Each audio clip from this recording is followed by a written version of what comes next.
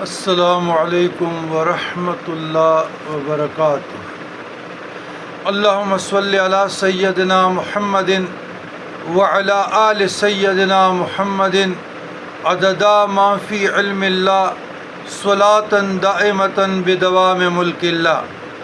برادران اسلام، خواص سورہ عبسہ جس شخص کی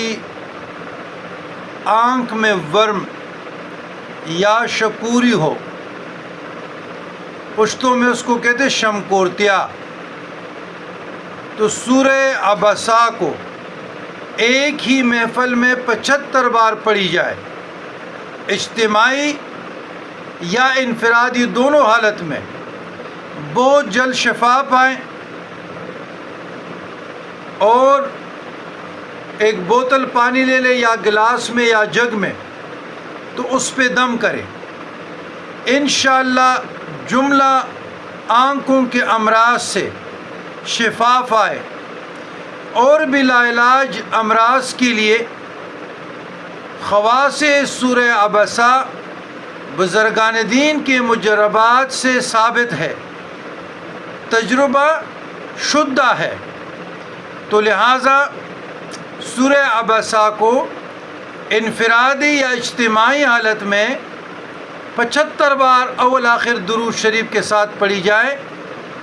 آنکھ کے امراض کے لیے، ورم کے لیے، شکوری شمکورتیا کے لیے، اور جمرہ لاعلاج امراض کے لیے مجرب ہے، اللہ کا کلام ہے، مجرب ہے۔ وَنُنَزِّلُ مِنَ الْقُرْآنِ مَا هُوَ شِفَاءٌ وَرَحْمَةٌ لِّلْمُؤْمِنِينَ۔ اللہ نے اس قرآن کو مومنین کے لیے شفا نازل کی ہے، تفکر اور تدبر کے ساتھ، معنی اور تفسیر کے ساتھ، ترجمے کے ساتھ پڑھی جائے۔ ویسے بھی بطور وظیفہ آپ اگر